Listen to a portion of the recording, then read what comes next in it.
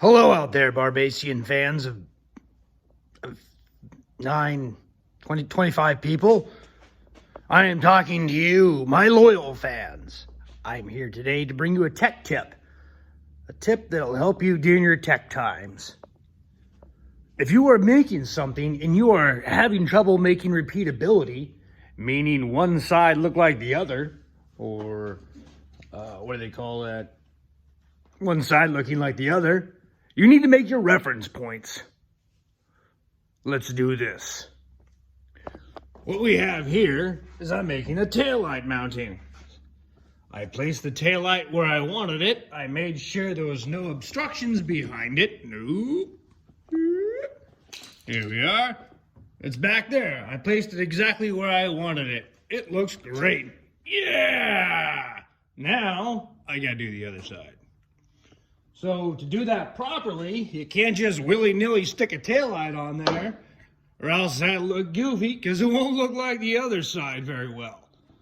So what you have to do is make some reference points. There we are. Make reference points. Here's a reference point I made. Here's a little further tech tip. If you use a thinner marker rather than the fat permanent marker, it's better off. The smaller your measurement marks, the less likely you are to mess something up. Because if you think about it,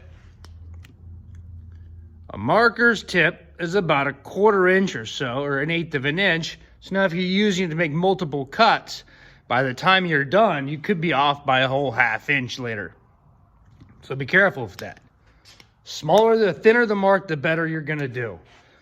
So I found this opening here, and because everything's curved, I had to do something interesting. I picked the apex of each corner, and I measured it out and put the center mark. Excellent. So then I also came down from here, and I went off to here using a measurement. I think it was 8 3/4. So I went like that, and I swung it over to 8 3/4, marked it, swung it over to the other side, 8 3/4, marked it. Awesome. So now I have my reference points. Pretty easy, right? Sure. You can, if you don't have an opening or something like that to use, you can also use other reference points if you're making something. And if you have to make your own reference points on the ground, that's great too. Just make sure that when you're doing them, you're really paying attention.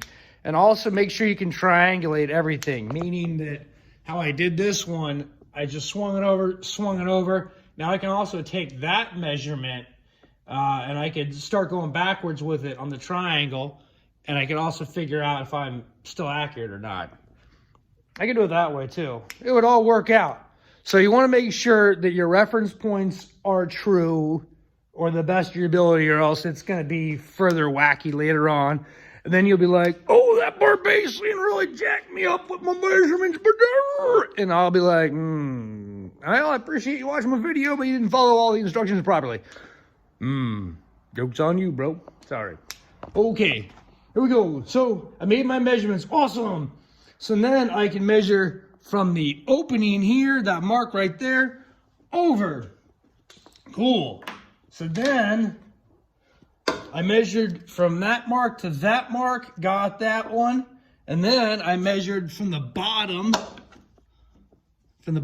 edge up.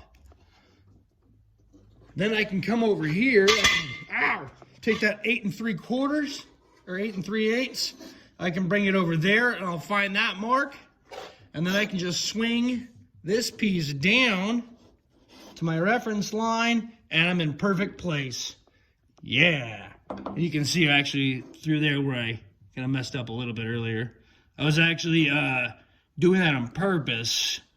The Native Americans, some tribe somewhere, I was told, once said that if you do something perfectly, you're liable to anger the wrath of the gods. So it's always important to make at least one mistake.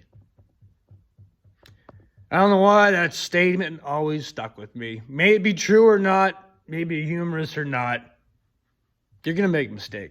Anyway, so there you go. Repeatability. always make a reference mark. All right. Have fun. Build.